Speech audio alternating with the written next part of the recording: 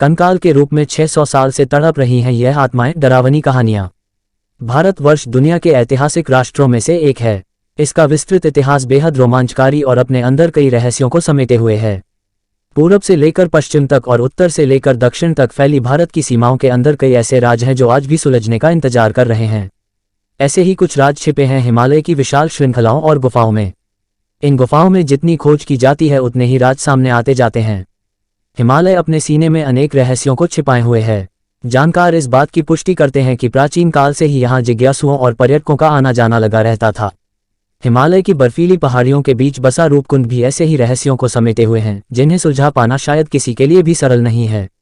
अभी तक बहुत से वैज्ञानिकों द्वारा रूपकुंड के रहस्यों को भेदने के दावे तो बहुत हुए हैं, लेकिन कोई भी अभी तक वहां रखे नरकंकालों के रहस्य से पर्दा नहीं उठा पाया है। दुर्गम होने के कारण वर्षों तक अज्ञात रहे इस कुंड में 500 से अधिक नरकंकाल बिखरे पड़े हैं। लेकिन बर्फीली झील के पास इतने सारे कंकाल किसके हैं, यह कोई नहीं समझ पा रहा है।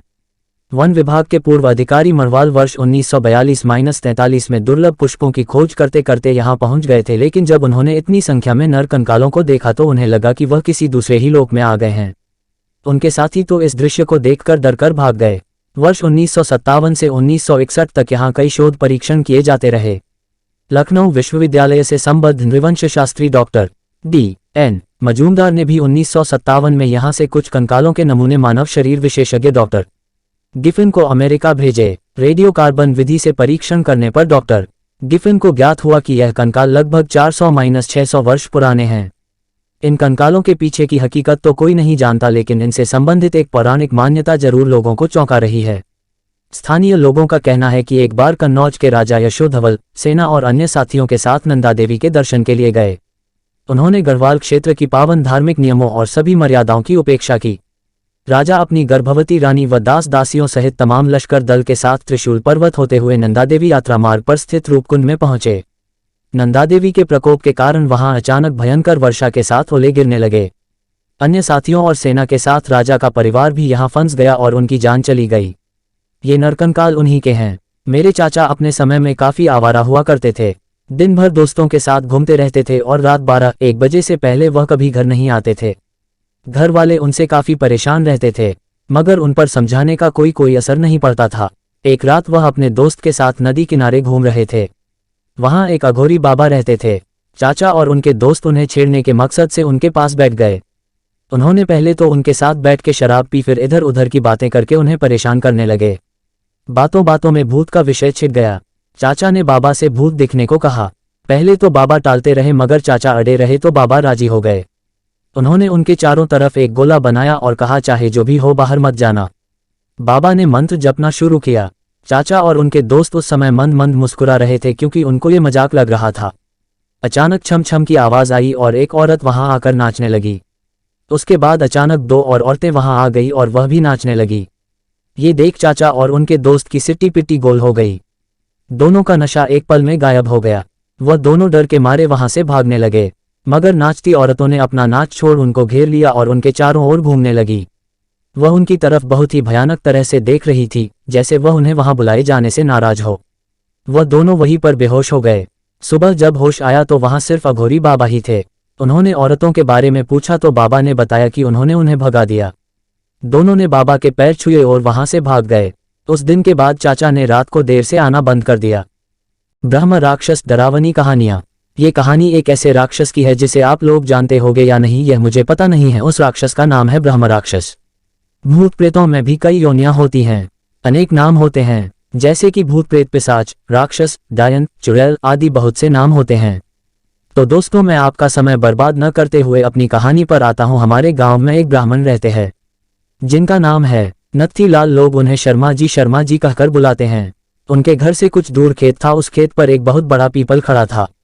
वह पीपल बहुत पुराना था। कुछ समय बाद उन्होंने उस खेत पर घर बनवाने की सोची। पहले वाला घर बहुत छोटा होने की वजह से उन्होंने खेत पर घर बनवाने की सोची। उन्होंने उस पीपल को काटकर अपना घर बनवा लिया। कुछ दिन तो ठीक ठाक चला, पर कुछ दिन बाद शर्मा जी बड़े परेशान रहने लगे। कभी वह पूजा करते थे, कभी नहीं। तो उनकी बीवी ने उनके बदले स्वभाव को देख उनसे पूछा कि तुम पूजा भी नहीं करते, आजकल बदले बदले से रहते हो, कभी बच्चों को डांटते रहते हो, तुम्हें हुआ क्या है? पंडित जी के चेहरे पर मुस्कान आई और वह कहने लगे, मेरे घर को तोड़कर अपना घर तो बना लिया है, और इसे क्या पूजा करने की कह रही हो, सब कुछ मैं ही हूं। मैं मैं ही भगवान हूँ, इसे पूजा करने की कोई जरूरत नहीं है। वो कभी दांत मीसते, कभी बड़े प्यार से बोलते, कभी आंखें लाल तो कभी सही हो जाते थे। उनकी बीवी को शक हो गया कि जरूर किसी भूत प्रेत का साया है और वो बातें ऐसे करते हैं जैसे कि वो दो लोग हों। तब पंडितानी ने उनको बिठाकर आसन लगाकर हनुमान चालीसा पढ़ने लगी। वो सोच रही थी अगर कोई भूत प्रेत होगा तो भाग जाएगा, पर पंडित जी पर उसका कोई असर नहीं पड़ा। वह एक टक लगाए देखे जा रहे थे। उसने काफी मंत्र पढ़े, गायत्री मंत्र। तभी पंडित जी की आंखें लाल हुई और कहने लगे, मैं किसी से नहीं डरने वाला, और तू क्या समझ रही है, मैं इसे ऐसे नहीं छोड़ने वाला।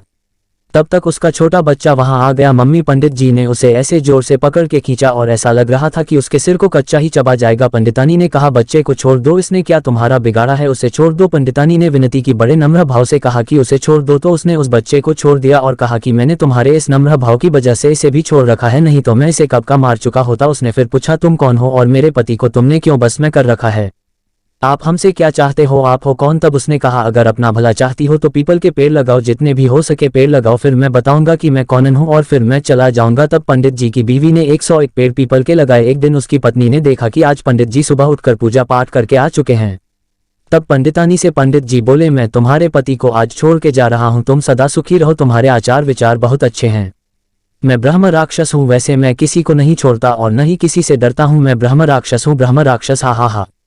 तुम्हारे पति ने मेरे पीपल को काट दिया था जिस पर मैं हजारों सालों से रह रहा था। मुझे गुस्सा तो आया, पर मैं तुम्हारी अच्छाई के कारण मैंने इन्हें छोड़ दिया, जा रहा हूं तुम्हारे पति को छोड़कर। तब पंडित जी अचानक सही हो गए। तब पंडित जी की बीवी की आंखों से आंसू निकल पड़े। तो दोस्तों, अगर बुरे के साथ अगर तुम अच्छा करोगे हो तो एक दिन वह भी अच्छा हो जाता है। हॉरर स्टोरीज इनके हिंदी कहानी 3, एक ढोंगी से धोखा और उसका खात्मा, डरावनी कहानियां। ये घटना जो मैं आप लोगों को बताने जा रहा हूं, ये घटना 18 साल पहले की है। मेरे पिताजी का स्थानांतरण दिल्ली में हुआ था। यहां आने के बाद मेरे पिताजी ने पूर्वी दिल्ली के वेलकम इलाके में एक मकान किराए पर ले लिया था।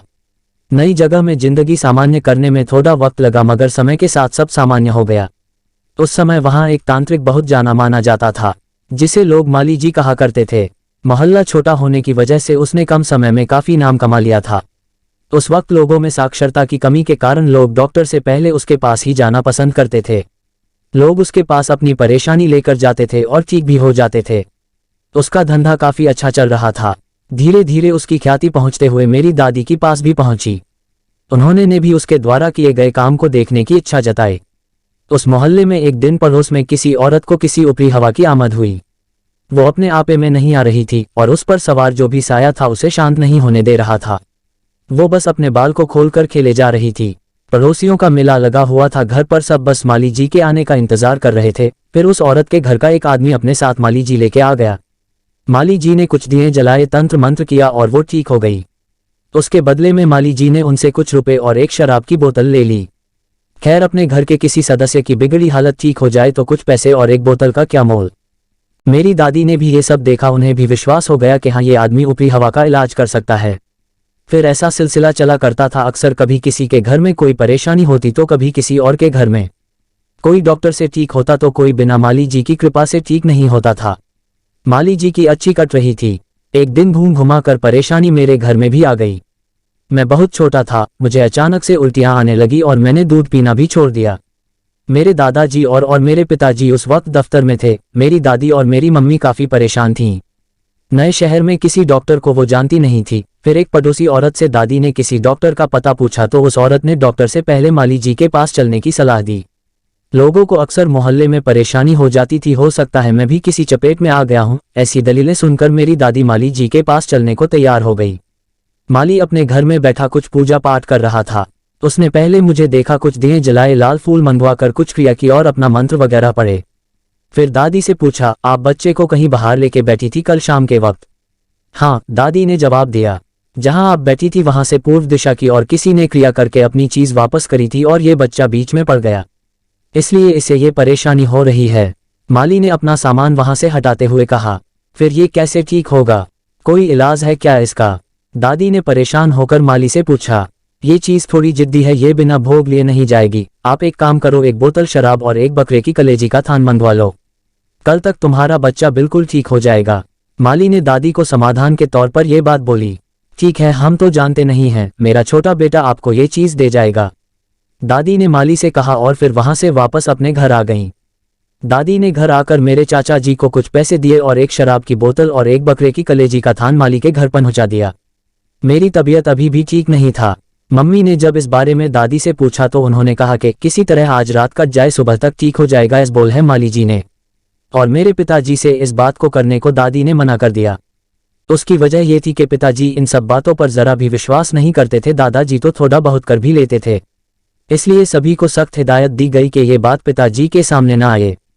खैर, शाम हुई और पिताजी घर आए। उन्होंने मुझे बीमार देखकर मुझे उठाया और डॉक्टर के पास ले गए। डॉक्टर ने कुछ दवाइयां दी और एक इंजेक्शन लगा दिया, जिससे मैं सो गया और फिर सुबह तक सोता ही रहा। सुबह उठा तो मैं ठीक था। अब दादी इसे माली का चमत्कार समझ रही थी और पिताजी डॉक्टर की दवा का असर। मोहल्ले के औरतों में अब मेरी दादी भी उस समूह में शामिल हो गई थी जो माली पर विश्वास करती थी। उस दिन के बाद से मेरे घर में अजीब ही हो गया, कभी मैं बीमार पड़ जाऊं तो कभी मेरा भाई। दादी दिन के हिसाब से माली के घर भोग भिजवा देती और हम बिना दवा के ही ठीक हो जाते। कुछ दिनों में माली का व्यवहार मेरे दादाजी से भी हो गया और माली का घर आना जाना भी शुरू हो गया। मेरे पिताजी अभी भी इस बात से अनजान थे।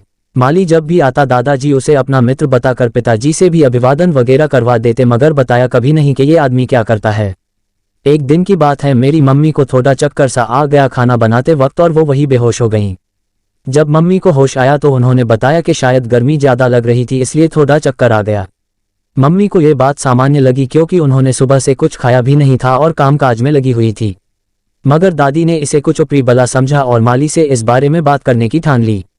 ये बात उन्होंने दादाजी को बताई। दादाजी ने भी सोचा शायद कोई बात हो, क्योंकि दोनों में से किसी को नहीं पता था कि मम्मी ने सुबह से कुछ नहीं खाया था। उन्हें लगा कि अचानक इस तरह बेहोशी आना कोई मामूली बात नहीं है। फिर दादा दादी ने मिलकर ये बात माली से पूछने की ठान ली और माली को बुलवा लिया।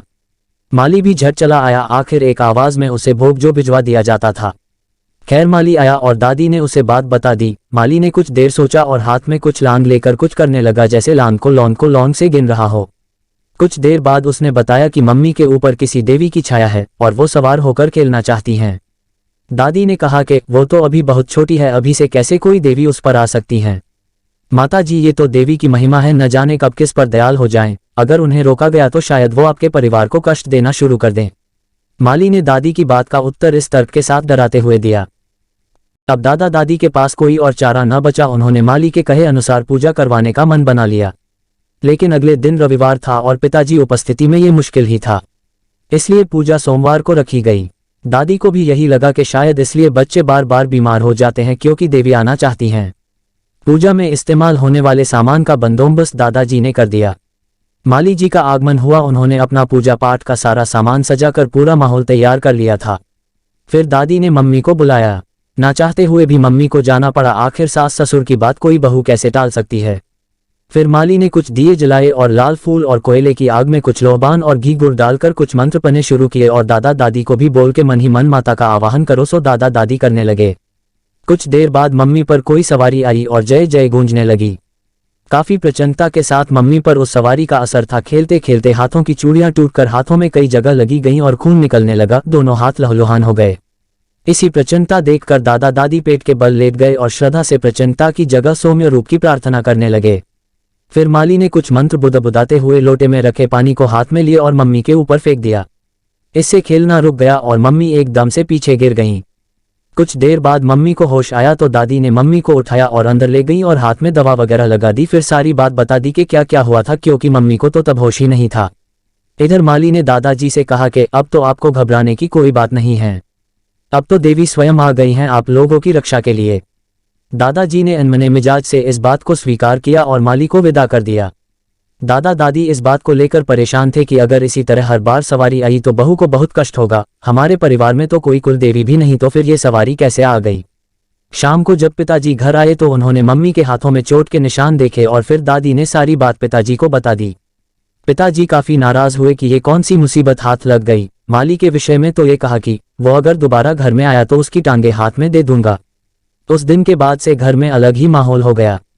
सोमवार को मम्मी पर सवारी आने लगी और शांत करने के लिए माली को बुलाया जाता और माली की अच्छी खासी दावत का इंतजाम हो जाता। मम्मी को जो चोट लगे वो अलग। मम्मी इन सब बातों से बहुत ज्यादा उब गई थी, जिसे कहा जा सकता है कि पीड़ित हो गई थी। काफी परेशान हो जाने पर एक दिन मम्मी ने सारी बात मेरे सबसे बड़े मामा जी को चिट्ठी में लिखकर बता दी। क्योंकि उस जमाने में फ़ोन बहुत कम हुआ करते थे। जवाब में मामा जी ने आने का दिन निश्चय करके आने की सूचना दी।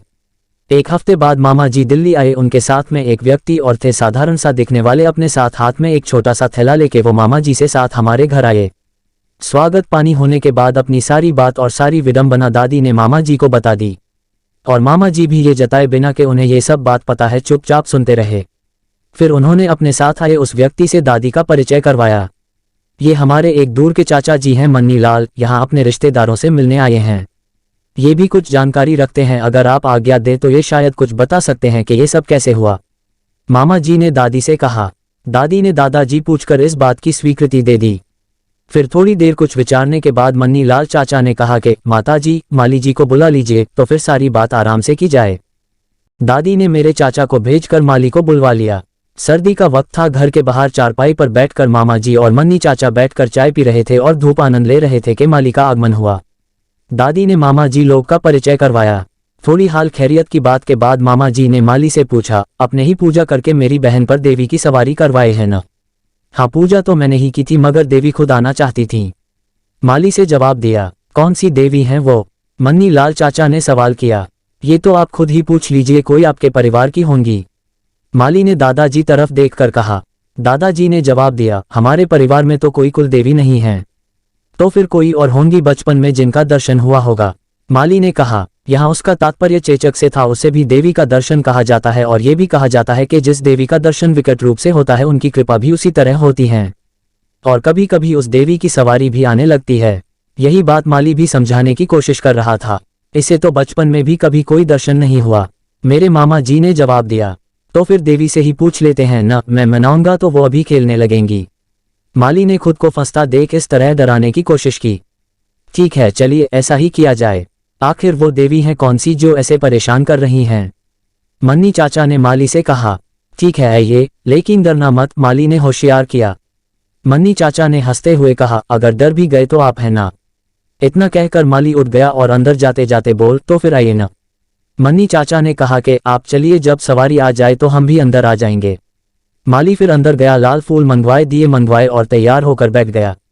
दादी के कहने पर मम्मी भी आकर बैठ गई और मामा जी भी, मगर मन्नी चाचा बाहर ही बैठे रहे। माली ने मंत्र पढ़ने शुरू किए और दिया जलाने लगा, मगर दिए की बाती ने लो नहीं पकड़ी। एक बाद माचिस की तिल्लियां जला जला कर माली ने 3 माच से खाली कर दी, मगर दिया नहीं जला। अब माली के पसीने छूटने लगे। सर्दी में भी उसकी ये हालत हो रही थी, मगर उसका कोई मंत्र, कोई जोर नहीं चल रहा था। माली की समझ से बाहर था कि ये क्या हो रहा है। माली सब कुछ रखकर बैठकर कुछ मंत्र जाप कर रहा था कि मन्नी चाचा अंदर आए। क्या हुआ, देवी नहीं आई? मन्नी चाचा ने पूछा। पता नहीं क्या हुआ, शायद नाराज हो गई हैं। माली ने कहा। अब तुम्हारे बुलाने से देवी तो क्या एक आत्मा भी नहीं आ सकती बच्चे? मन्नी चाचा ने कहा। का क्या मतलब? माली ने लखड़ाती जुबान से पूछा। एक फूल और कपूर पर चलने वाली देवी को सिद्ध क्या कर लिया? तुम ओझा बनकर घूमने लगे। वो सब तो फिर भी ठीक था, मगर तुम जो यहाँ करने आए थे वो तो बहुत नीच कर्म है, मन्नी चाचा ने जवाब दिया। माली हक्का बक्का होकर केवल मन्नी चाचा की बात सुन रहा था। तभी मामा जी ने मन्नी चाचा से पूछा, कैसा नीच कर्म चाचा? इसकी औलाद ने तुम्हारी बहन पर अपनी देवी का वास करवाया, क्योंकि ये इस घर की सबसे बड़ी बहू है। जब ये अपनी सास के बाद अपने कुल देवता की पूजा करती तो ये सारी पूजा इसकी देवी लेती, और इस देवी को नया कुल मिलता तो इसके ऊपर ज्यादा मेहरबान हो जाती, और ये नीच इस कुल के गुरु के रूप में पूजा जाता। और अगर इस बात से इस कुल के देवता नाराज हो जाते तो ये कुल यहीं रुक जाता। ये कमीना एक गुरु बनने के चक्कर में इस परिवार की पीढ़ी की जिंदगी बर्बाद कर देता। अब तू जहां से आया है वहीं चला जा, तेरा ये सारा नाटक आज के बाद नहीं चलेगा, अपनी देवी भी भूल जा। मन्नी चाचा ने गुस्से में माली की तरफ उंगली करके ये सारी बात बताई।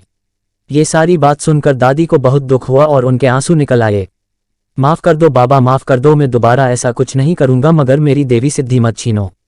माली रोनी सूरत बनाकर मन्नी चाचा के पैर पकड़ते हुए बोला, तेरी देवी ने तभी तेरा साथ छोड़ दिया था जब तू बाहर हमसे बात कर रहा था। अगर तुझमें जरा सी भी कोई चीज बाकी होती तो ये दिए जल गए होते। अब उठ और निकल जा यहाँ से, मन्नी चाचा ने गरजते हुए कहा। माली रोता आंसू पोंछता हुआ वहां से चला गया। मामा जी और मन्नी चाचा जो काम करने आए थे वो हो गया था, फिर वो वहां 2 दिन रुके और चले गए। इन 2 दिनों में माली के साथ क्या क्या हुआ था ये सारी बात आग की तरह पूरे मोहल्ले में फैल गई, और उस ढोंगी माली का सारा धंधा चौपट हो गया। कुछ दिन बाद वो वहां से कहीं और रहने चला गया। दोस्तों, मन्नी लाल चाचा एक अघोरी थे। उन दिनों वो कानपुर के मेडिकल कॉलेज में मुर्दा घर के चौकीदार की पोस्ट पर रात की शिफ्ट में काम किया करते थे। एक बार एक दोस्त के घायल होने पर मामा जी हिलेट हॉस्पिटल गए। वही मामा जी की मुलाकात मन्नी चाचा से हुई थी। फिर वो अच्छे दोस्त बन गए थे। जब मामा जी ने मम्मी की चिट्ठी के बारे में मन्नी चाचा को बताया तो वो तुरंत आने को तैयार हो गए थे। वो बहुत ज्यादा ऊंचे अघोरी नहीं थे मगर माली का काम करने के लिए काफी थे। कुछ साल पहले मैं भी उनसे मिला था। उसके बाद सन 2009 में उनका देहांत हो गया, मगर उनके काफी एहसान आज भी हमारे ऊपर हैं। ये कहानी सुनने के लिए बहुत बहुत धन्यवाद। Thanks all. आप हमेशा खुश रहो।